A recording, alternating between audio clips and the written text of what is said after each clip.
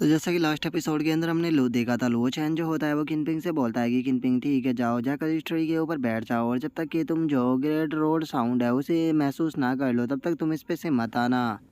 जो सुनते के साथ ही जो किनपिंग होती है वो भी ओके बोल कर लो चैन को सीधे उस ट्री की तरफ जाने लगती है। और अब वो सीधे जाकर जो वो सूखा हुआ पेड़ होता है उसके ऊपर बैठ जाती है और वो चैन किनपिंग से बोलता है कि याद रखना कि चाहे कुछ भी क्यों ना हो जाए लेकिन तुम यहीं पर ही रुकोगी और जो ग्रेट रोड साउंड है उसे सुनोगी और जब तक इस ट्री के ऊपर फ्लावर ना आ जाए उसका इंतज़ार करोगी। जो सुनते के साथ ही अब जो किनपिंग होती है वो भी अपनी आंखों को बंद कर लेती है और अपनी आंखों को बंद करने के बाद लुओ चैन से बोलती है कि ठीक है मास्टर, मैं आपकी बात को याद रखूंगी। और उसके इतना बोलते के साथ ही हम थोड़ी देर बाद का सीन देखते हैं जहाँ पर कि अब लुओ चैन और बस चूरैन ही रह गए होते हैं। और अब जो चूरैन होती है वो लुओ चैन से बोलती है कि लुओ चैन जो किनपिंग और जो लॉन्ग चैन थे उन दोनों को यहाँ पर अपनी अपॉर्चुनिटी जो है वो मिल चुकी है, तो क्या यहाँ पर मेरे लिए भी इस प्रकार की कोई अपॉर्चुनिटी मौजूद है। जो सुनते के साथ ही लुओ चैन जो होता है वो चूरैन को मना करते हुए उससे बोलता है कि नहीं, तुम्हारे लिए यहाँ पर इस प्रकार की कोई भी अपॉर्चुनिटी नहीं है। और अब इस चीज़ को सुनते के साथ ही जो चूरैन होती है वो भी थोड़ा उदास हो जाती है और उदास होते हुए बोलती है कि हाँ ऐसा तो होना ही है, क्योंकि वैसे भी मैं लिंग जुई सेक्ट की कोई डिसाइपल नहीं हूँ और तुम मुझे एक आउटसाइडर की तरह ही अभी भी ट्रीट करते हो। जो सुनते के साथ ही लुओ चैन जो होता है वो चूरैन को समझाता है कि नहीं ऐसी बात नहीं है, इसका असल मसला ये है कि तुम्हारी जो क्वालिफिकेशन है वो पूरी तरह से ऑर्डिनरी है, इसीलिए तुम्हारे लिए यहाँ पर इस प्रकार की कोई भी अपॉर्चुनिटी नहीं है।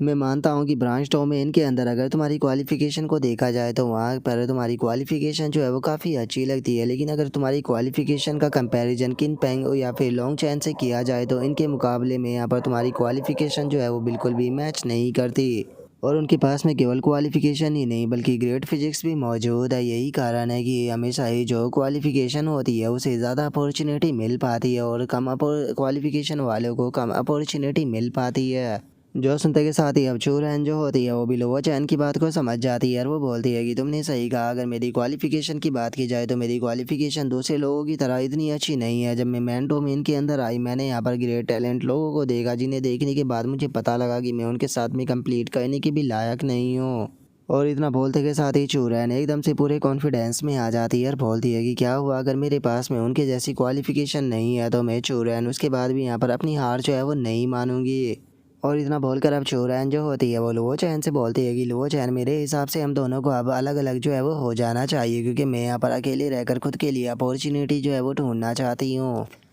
और अब चूरैन की इस बात को सुनने के बाद जो लुओ चैन होता है वो भी चूरैन की तरफ देखने लगता है और चूरैन की तरफ देखते हुए बोलता है कि तुम सब कुछ पता होने पर भी हार नहीं मानना चाहती। यही कारण है कि यहाँ पर तुम्हारे पास में अच्छी क्वालिफ़िकेशन ना होने के बाद भी मैंने तुम्हें अपने साथ में रखा हुआ है, क्योंकि मुझे उम्मीद है कि तुम्हारे साथ में पक्का कोई ना कोई मिरेकल ज़रूर होगा। और अब इतना बोलते के साथ ही लुओ चैन जो होता है वो आगे की तरफ बढ़ने लगता है जहाँ पर कि उसे काफ़ी सारी डेड बॉडियाँ पड़ी हुई नज़र आती है, जिन्हें देखने के बाद लुओ चैन अपने मन में सोचता है कि सभी लोग जानते हैं कि गेट ऑफ ऑल बीइंग के अंदर सभी लोगों को बहुत ही ज़्यादा चांस मिलते हैं, लेकिन ये लोग बात काफ़ी कम लोग जानते हैं कि यहाँ पर लाइफ भी बहुत ज़्यादा जाती है। और इतना बोलते के साथ ही लुओ चैन का ध्यान सामने की तरफ जाता है जहाँ पर कि काफ़ी सारे लोग मौजूद होते हैं और एक बंदा एक फ्लावर की तरफ बढ़ते हुए बोलता है कि ठीक है इस बार मुझे ट्राई करने दो। और इतना बोलकर जैसे ही वो बंदा उस फ्लावर को पकड़ने की कोशिश करता है तो वो एकदम से फ्लावर उसके हाथ से हट जाता है, जो देखने के बाद वो बंदा भी काफ़ी शौक हो जाता है और बोलता है कि ये तो काफ़ी अजीब है, मैं जैसे ही इस फ्लावर को पकड़ने की कोशिश करता हूँ ये अपनी जगह से हट जाता है।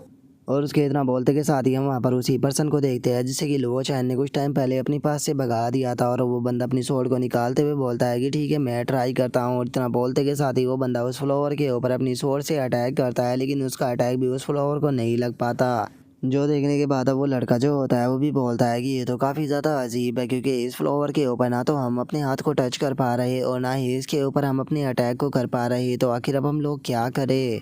और उसके इतना बोलते के साथ ही हम देखते हैं कि लुओ चैन वहाँ पर आ जाता है और वहाँ पर आते हुए बोलता है कि ये फ्लावर जो है वो कोई नॉर्मल फ्लावर नहीं है बल्कि ये फ्लावर ऑफ वॉइड है।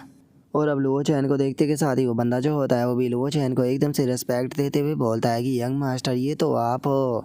और उसके इतना बोलते के साथ ही लुओ चैन जो होता है वो फ्लावर ऑफ वॉइड की तरफ देखते हुए अपने मन में सोचता है कि जो फ्लावर ऑफ वॉइड है वो बहुत ही ज़्यादा रेयर होता है इस वर्ल्ड के अंदर। मैंने नहीं सोचा था कि ये गेट ऑफ ऑल बीइंग के अंदर अपेयर हो जाएगा। और लुओ चैन के इतना बोलते के साथ ही हम देखते हैं कि एक लड़की वहाँ पर आ जाती है, जो कि वहाँ पर आते हुए बोलती है कि सभी लोग मेरी बात को ध्यान से सुनो, अगर आप लोग जो है वो इस फ्लावर को पकड़ने में मेरी मदद करते हैं तो इसके लिए जो हमारा हेवन डिफाइंग सेक्ट है वो आपको बहुत ही अच्छा रिपे करेगा।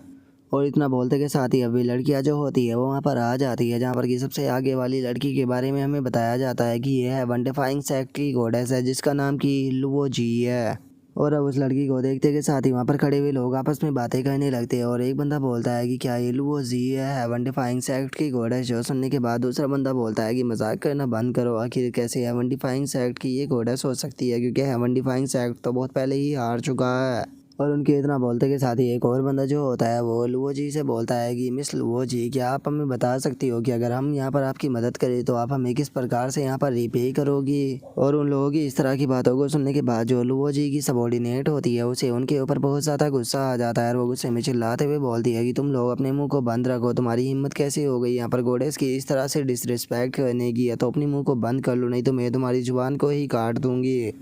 और उसके इतना बोलते के साथ ही जो लुओ जी होती है वो चिल्लाते हुए सभी लोगों से बोलती है कि ठीक है सभी लोग जो है वो मेरी बात को ध्यान से सुनो, हमारे लिए ये फ्लावर जो है वो बहुत ही ज़्यादा ज़रूरी है, अगर कोई भी मुझे ये फ्लावर को ला के देता है तो मैं उसे अपने आप को सौंप दूंगी। जो सुनते के साथ ही एक बंदा जो होता है वो बोलता है कि सच में लुओ जी जैसी खूबसूरत लड़की को पाना हर एक पर्सन का सपना होता है, लेकिन ये काफ़ी दुख की बात है कि मैं इस फ्लावर को प्राप्त नहीं कर सकता। जो सुनकर दूसरा बंदा जो होता है वो बोलता है कि तुमने सही कहा, इसीलिए हमें अपने टाइम को बर्बाद नहीं करना चाहिए, चलो हम लोग जो है वो चलकर किसी दूसरे ट्रेजर को ढूंढते हैं। जो सुनते के साथ ही जो लुओ जी होती है वो काफ़ी ज़्यादा उदास हो जाती है, और उदास होते हुए बोलती है कि मुझे यहाँ पर ट्रेजर तो मिला, लेकिन मैं उस ट्रेजर को प्राप्त ही नहीं कर सकती, लगता है कि जो हेवन है वो हमारे हेवन डिफाइन सेक्ट को ही डिस्ट्रॉय करना चाहता है। और उनके इतना बोलते के साथ ही हम देखते हैं कि जोल वो चैन होता है वो उस वाइट फ्लावर की तरफ बढ़ने लगता है, और उस वाइट फ्लावर के नीचे जाकर जोल वो चैन होता है वो अपने हाथ को उसकी तरफ बढ़ा देता है।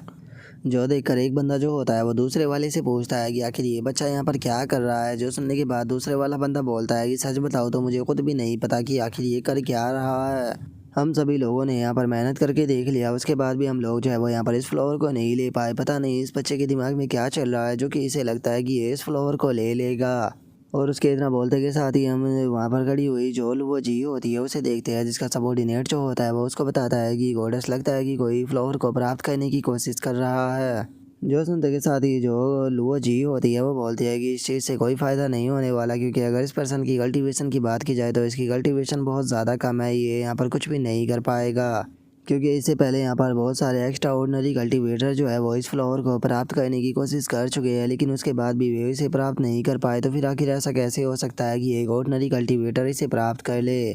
और वो जी के इतना बोलते के साथ ही हम देखते हैं कि फ्लावर के अंदर से एकदम से बहुत ज़्यादा एनर्जी रिलीज होती है, और अब जो वाइट फ्लावर होता है वो अपने आप ही लुओ चैन के हाथ में चलकर आ जाता है, जिसे देखने के बाद जो लुओ जी होती है वो भी बहुत ज़्यादा हैरान हो जाती है। जिसके बाद में वहाँ पर खड़े हुए जो बंदे होते हैं वो भी बहुत ज़्यादा शौक हो जाते हैं, और एक बंदा चिल्लाते हुए बोलता है कि मुझे अपनी आंखों पर यकीन नहीं हो रहा कि इस बच्चे ने सच में जो ये फ्लावर था इसे ले लिया। जो सुनने के बाद दूसरा बंदा बोलता है कि लेकिन आखिर इसने ये किया कैसे। और उनके इतना बोलते के साथ ही लुओ चैन जो होता है वो उस वाइट फ्लावर को देखते हुए बोलता है कि पहले इस वर्ल्ड के अंदर कोई भी वाइट फ्लावर जो था वो मौजूद नहीं था, जिसके बाद में इस वर्ल्ड के अंदर जो वॉइड एम्परर था उसका जन्म हुआ, और वॉइड एम्परर के जन्म लेने के बाद में जो ये वॉइड फ्लावर थे इस वर्ल्ड के अंदर खिलना स्टार्ट हुए। और लुओ चैन के इतना बोलते के साथ ही जो लुओ जी होती है वह आगे आते हुए लुओ चैन से बोलती है कि यंग मैन बहुत बहुत शुक्रिया इस फ्लावर को पकड़ने के लिए, मेरा हेवन डिफाइंग सेक्ट जो है वो तुम्हें इस चीज़ के लिए बहुत ही अच्छा रिवॉर्ड देगा। जो सुनते के साथ ही लुओ चैन जो होता है वो लुओ जी की तरफ देखते हुए उससे बोलता है कि आखिर तुम्हें ये किसने कहा कि जो ये वाइट फ्लावर है वो मैं तुम्हें देने वाला हूँ।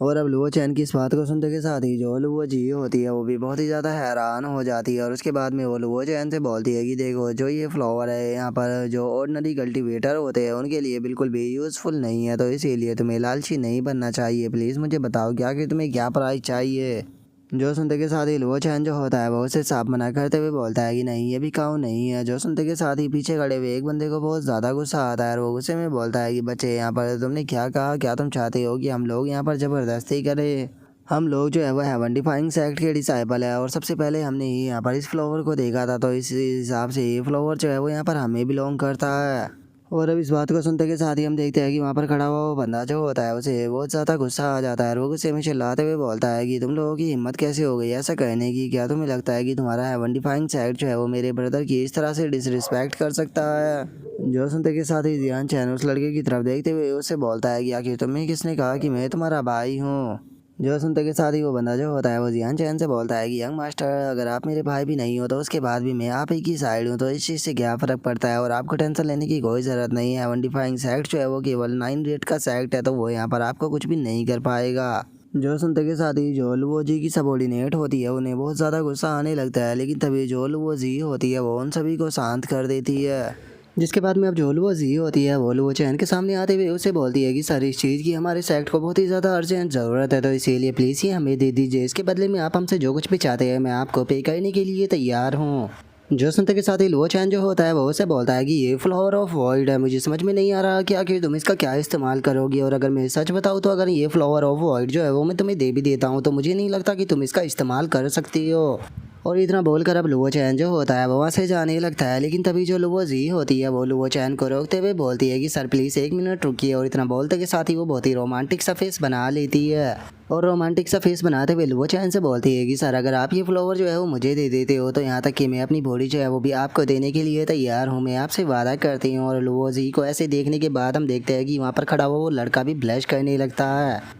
जिसके बाद में वो लुओ चैन के पास में आते हुए उससे बोलता है कि यंग मास्टर, वैसे तो हेवन डिफाइंग सेक्ट जो है वो अब पूरी तरह से ख़त्म होने की कगार पर है, लेकिन उसके बाद भी जो मिस लुओ जी है वो बहुत ही ज़्यादा फेमस ब्यूटी है, तो इसीलिए मुझे लगता है कि इस डील में कोई भी दिक्कत नहीं है। जो सुनकर लुओ चैन जो होता है वो बोलता है कि मुझे अपनी बात को दोबारा रिपीट करना बिल्कुल भी पसंद नहीं है, मैंने एक बार मना कर दिया तो उसका मतलब मना ही है, तो इसीलिए तुम लोग यहाँ पर मेरे साथ में रिक्वेस्ट मत करो। और इतना बोलते के साथ ही अब जो लुओ चैन होता है वो वहाँ से जाने लगता है, जहाँ पर कि वो लड़का भी लुओ चैन के साथ में जा रहा होता है। और अब इस चीज़ को देखने के बाद जो लुओ जी की सबॉर्डिनेट होती है वो उसे बोलती है कि गॉडेस, आप भी जानती हो कि ये फ्लावर जो है वो हमारे हेवन डिफाइंग सेट के लिए कितना ज़्यादा ज़रूरी है, तो इसीलिए मुझे लगता है कि हमें इस बच्चे से ही इसे छीन लेना चाहिए, अगर ये देने के लिए एग्री नहीं करता तो। जो सुनते के साथ ही लुओ जी जो होती है वो थोड़ा सोचने लगती है और सोचते हुए बोलती है कि ये पर्सन जो है वो जानता है कि ये फ्लावर ऑफ वॉइड है, इसका मतलब इस पर्सन का ओरिजिन जो है वो बिल्कुल भी सिंपल नहीं है, इसकी कल्टीवेशन पड़े ही यहाँ पर हल्की हो, लेकिन उसके बाद भी इसे अंडर एस्टिमेट नहीं किया जा सकता। तो इसीलिए हम लोग जो है वो इसे पीछे से फॉलो करेंगे और देखेंगे कि आखिर ये यहाँ पर क्या करता है, तो चलो इसके पीछे चलते हैं। और उनके इतना बोलते के साथ ही हमारा व्यू लुओ चैन के ऊपर आ जाता है, जो कि आगे की तरफ बढ़ रहा होता है। तभी लुओ चैन जो होता है वो उस लड़के से बोलता है कि मुझे समझ में नहीं आ रहा कि आखिर तुम अभी भी मुझे फॉलो क्यों कर रहे हो। जो सुनते के साथ ही वो बंदा जो होता है वह हंसते हुए लुओ चैन से बोलता है कि ब्रदर, अगर मैं आपको सच बताऊं तो मुझे लगता है कि आप सच में बहुत ही ज़्यादा अमेजिंग हो, तो इसीलिए मैं आपकी साइड रहना चाहता हूं, चाहे तो आप मुझे अपना पालतू कुत्ता बना सकते हो या फिर अपना ब्रदर बना सकते हो। जो सुनते के साथ ही लुओ चैन जो होता है वो उसे बोलता है कि मुझे किसी लैपडॉग की कोई भी ज़रूरत नहीं है। जो सुनते के साथ ही वो लड़का हंसते हुए बोलता है कि क्या तुम मेरे साथ में मजाक कर रहे हो, ऐसा इस वर्ल्ड के अंदर कौन हो सकता है जिसे कि लैपटॉप की ज़रूरत ना हो। मुझे नहीं लगता कि यहाँ पर अगर आपके पास में लैपटॉप नहीं होगा तो आप यहाँ पर पूरी तरह से इनकम्प्लीट लगोगे, तो आपको अपने साथ में एक लैपटॉप तो रख लेना चाहिए। जो सुनते के साथ ही लुओ चैन जो होता है वो उसे बोलता है कि ठीक है, तुम रहना चाहते हो तो तुम रह सकते हो, लेकिन मुझे ब्रदर मत बोलना, क्योंकि जो पर्सन मुझे ब्रदर बोला करता था तुम उसके लायक नहीं हो। और लुओ चैन के इतना बोलते के साथ ही हमारा व्यू जो होता है वो ची युआन के ऊपर आ जाता है, जहाँ पर कि उसकी मास्टर आ चुकी होती है। और ची युआन अपनी मास्टर से बोलती है कि मास्टर, आखिर हम लोग जो है वो गेट ऑफ ऑल बीइंग के अंदर क्यों नहीं जा रहे, क्योंकि वहाँ पर बहुत ज़्यादा अपॉर्चुनिटी रखी हुई है, तो हमें इसका बेनिफिट उठाना चाहिए। जो सुनकर ची युआन की मास्टर जो होती है वो उसे मना करते हुए बोलती है कि नहीं, गेट ऑफ ऑल बीइंग के अंदर जो अपॉर्चुनिटी रखी हुई है वे अपॉर्चुनिटी जो है वो तुम्हारे लिए नहीं है। जो सुनते के साथ ही जो ची युआन होती है वो काफ़ी ज़्यादा सरप्राइज़ हो जाती है और अपनी मास्टर से बोलती है कि मास्टर, मेरे पास में इंटेंटाउ बॉडी है, आप कहना चाहती हो कि यहाँ पर अपॉर्चुनिटी मेरे लिए नहीं है, तो फिर आखिर को ऐसा कौन हो सकता है जो कि मेरे साथ में कंप्लीट कर सके। जो सुनते के साथ ही ची युआन की मास्टर उसे समझाते हुए बोलती है कि ची युआन, अभी भी तुम बहुत ज़्यादा पीछे हो, इस वर्ल्ड के अंदर ऐसे बहुत सारे लोग हैं जिनसे कि तुम अपना कंपैरिजन भी नहीं कर सकती हो, तो इसीलिए तुम्हें एरोगेंट नहीं बनना चाहिए। और जैसे गेट ऑफ ऑल बीइंग की तुम बात कर रही हो, तो मुझे लगता है कि इस गेट ऑफ ऑल बीइंग के अंदर अपॉर्चुनिटी रखी हुई है, लेकिन ऐसा नहीं है। गेट ऑफ ऑल बीइंग को अगर दूसरे शब्दों में कहा जाए तो इसे गेट ऑफ हेल भी कहा जाता है। जो सुनते के साथ ही ची युआन जो होती है वो अपना मुंह फुलाकर खड़ी हो जाती है और गुस्से में बोलती है कि डैम इट, वो चैन भी इस गेट ऑफ ऑल बीइंग के अंदर जा चुका है, तो इसका मतलब अगर मुझे उसे लेसन सिखाना है तो उसके बाहर आने का इंतजार करना होगा। मैं उम्मीद करती हूँ कि वो जल्द से जल्द बाहर आ जाए। और ची युआन के इतना बोलते के साथ ही जो उसकी मास्टर होती है वो भी बोलती है कि मैं भी आशा करती हूँ कि वो जल्दी ही बाहर आ जाए, क्योंकि इतने साल बीत चुके हैं, मैंने कभी ये इमेजिन भी नहीं किया था कि मैं उसे दोबारा देख पाऊँगी। और उसके इतना बोलते के साथ ही हम देखते हैं कि एक फ्लाइंग बोट जो होती है वो वहाँ पर आ जाती है, जिसके पर अंदर से एक पर्सन जो होता है वो बाहर आते हुए बोलता है कि सीनियर अगर मैं ऐसा ही हूँ तो आप टोइस्ट जी है, टोइस्ट होली सेक्ट से। जो सुनते के साथ ही जो ची युआन होती है वो उसे बोलती है कि हाँ ये मेरी मास्टर है, क्यों क्या हुआ, क्या तुम्हें इनसे कोई प्रॉब्लम है। जो सुनते के साथ ही वो बंदा जो होता है वो बोलता है कि नहीं ऐसी बात नहीं है, मेरे है ना इस एक्ट के मास्टर जो है उन्होंने मुझे यहाँ पर भेजा है और वे जो सीनियर टोइस्ट जी है उनके साथ में थोड़ी कन्वर्सेशन करना चाहते हैं। और उसके इतना बोलते के साथ ही हम देखते हैं कि एक फ्लाइंग कैरेज जो होती है वो भी वहाँ पर आ जाती है, जिसके अंदर से एक ओल्ड मैन निकल कर बाहर आता है जो कि बोलता है कि हमारे सनमून डायनेस्टी के जो एम्परर है उन्होंने रेस्पेक्ट के साथ में सीनियर टोइस्ट जी को यहाँ पर इनवाइट किया है क्योंकि वे उनके साथ में बात करना चाहते हैं। और उसके इतना बोलते के साथ ही हमारा व्यू लुवो चैन के ऊपर आ जाता है, जहाँ पर कि एक बंदा आकर लुवो चैन को रोक देता है और रोकने के बाद हंसते हुए बोलता है कि तुम्हारे पास में जो स्पिरिट फ्लावर है वो चुपचाप हमारे हवाले कर दो, नहीं तो तुम यहाँ से आगे नहीं जा पाओगे। जो सुनते के साथ ही लुवो चैन का जो लैप डॉग होता है वो आगे आते हुए बोलता है कि यंग मास्टर आप इस मैटर को जो है वो मेरे हवाले छोड़ दीजिए, मैं इन्हें अभी संभाल कर आता हूँ। और इतना बोलते के साथ ही अब जो वो बंदा होता है वो आगे आने लगता है, आगे आते हुए बोलता है कि एक अच्छे लैपटॉप का काम होता है अपने मालिक की सेवा करना, तो इसीलिए अब मैं आपको दिखाता हूँ कि मैं कितना बेहतर लैपटॉप हूँ। जो सुनते के साथ ही लुवो चैन जो होता है वो बोलता है कि ये तो काफ़ी इंटरेस्टिंग है, हज़ारों साल पहले टाओ ट्रेडिशन जो था वो अच्छी तरह से फल फूल रहा था, जो उस टाइम पर काफ़ी सारे सेक्ट भी एक दूसरे के साथ में फाइट करते थे और उसी टाइम पर एक सेक्ट था जिसका नाम कि 9 स्ट्रीम सेक्ट था, जो कि अपनी इस चीज़ के लिए फेमस था कि वो बहुत ही अजीब तरह से कल्टीवेशन करके जो टाओ था उसे अचीव किया करता था। लेकिन मैंने ये कभी भी नहीं सोचा था कि इतने लंबे टाइम के बाद भी मुझे 9 स्ट्रीम मेथड को कल्टीवेट करने वाला पर्सन मिलेगा। और उनके इतना बोलते के साथ ही हम देखते हैं कि लुवो चैन का जो लैप डॉग होता है वो उनके आगे आ जाता है और उनके आगे आते हुए बोलता है कि मुझे क्रेजी स्वॉर्डमैन्स के नाम से भी इस मार्शल वर्ल्ड के अंदर जाना जाता है, तो क्या आप मेरे लिए यहाँ पर हम लोगों को जाने दे सकते हो। जो सुनते के साथ ही वो बंदा जो होता है वो क्रेजी स्वॉर्डमैन से बोलता है कि मैंने क्रेजी स्वॉर्डमैन के बारे में सुना है लेकिन वो मेरे सामने कुछ भी नहीं है, तो फिर आखिर मैं तुम्हें यहाँ पर रिस्पेक्ट क्यों दूँ। जो सुनते के साथ ही जो क्रेजी स्वॉर्डमैन होता है वो हंसने लगता है, हंसते हुए बोलता है कि अच्छा तो तुम मुझे यहाँ पर रिस्पेक्ट जो है वो नहीं देने वाले।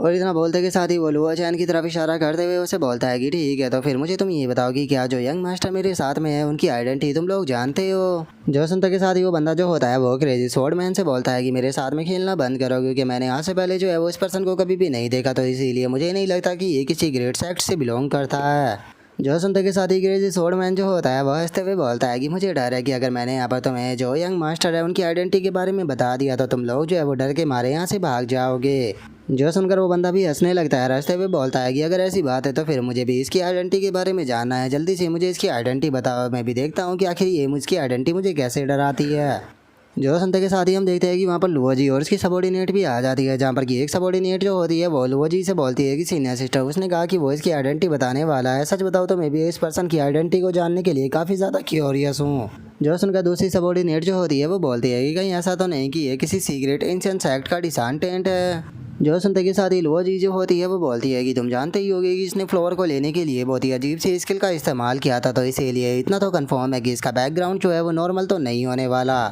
और उनके इतना बोलते के साथ ही क्रेजी स्वॉर्डमैन जो होता है वो उस बंदे से बोलता है कि ठीक है तुम मेरे पास में आओ, क्योंकि यंग मास्टर की आइडेंटिटी बहुत ही ज़्यादा सीक्रेट है, मैं नहीं चाहता कि हर एक इंसान को उनकी आइडेंटिटी के बारे में पता लग जाए। जो सुनते के साथ ही वो बंदा भी उसके पास में आ जाता है और उसके पास में आते हुए बोलता है कि ठीक है मुझे जल्दी से बताओ, वैसे भी मेरा सब्र जो है वो लिमिटेड है, अगर तुमने मुझे गुस्सा दिलाया तो मैं तुम्हें ही जान से मार दूंगा। जो सुनकर क्रेजी स्वॉर्डमैन जो होता है वो उस बंदे के कानों में आके बोलता है कि मेरा यंग मास्टर जो है वो तुम्हारा ग्रैंडफादर है। और इतना बोलते के साथ ही क्रेजी स्वॉर्डमैन जो होता है वो एकदम से अपनी स्वॉर्ड को निकाल लेता है और अपनी स्वॉर्ड को निकालते के साथ ही सीधे उस बंदे के ऊपर अटैक कर देता है, जिसके कारण वो बंदा भी काफ़ी बुरी तरह से इंजर्ड हो जाता है। जिसके बाद में अब जो क्रेजी स्वॉर्डमैन होता है वो उसके बाकी साथियों के ऊपर भी अटैक करने के लिए जाने लगता है और उनके ऊपर अटैक करते हुए बोलता है कि बस छोड़ो, मैं तुम सभी को आज जान से मार दूंगा। और इतना बोलते के साथ ही वो उन सभी के ऊपर भी बहुत ही फनी तरह से अटैक करना शुरू कर देता है। जो देखते के साथ ही जो लुवो जी की सबॉर्डिनेट होती है वो भी बहुत ही फनी सा फेस बना लेती है और फनी सा फेस बनाते हुए बोलती है कि मैंने नहीं सोचा था कि ये बंदा यहाँ पर इस तरह की हरकत करेगा। और उसके इतना बोलते के साथ ही हम थोड़ी देर बाद का सीन देखते हैं, जहाँ पर कि क्रेजी स्वॉर्डमैन ने उन सभी को बहुत ही अच्छे से पीट दिया होता है। और उन्हें पीट देने के बाद वो लुवो चैन से हंसते हुए बोलता है कि मास्टर मैंने अपनी एबिलिटी से इन सभी को हैंडल कर लिया, तो क्या कहना चाहोगे कि क्या मैंने यहाँ पर अच्छा किया।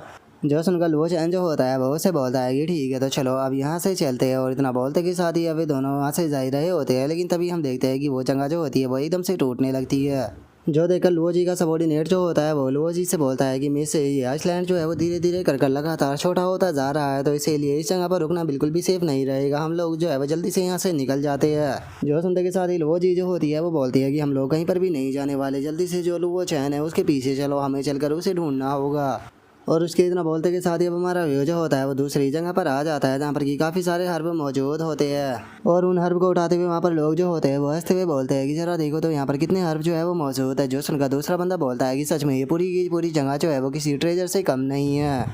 और उनके इतना बोलते के साथ ही क्रेजी स्वॉर्डमैन जो होता है वो लुओ चैन से बोलता है कि यंग मास्टर, यहाँ पर चारों तरफ ट्रेजर ही ट्रेजर फैले हुए हैं, तो क्या आप इनमें से कोई भी ट्रेजर जो है वो अपने लिए नहीं लेने वाले।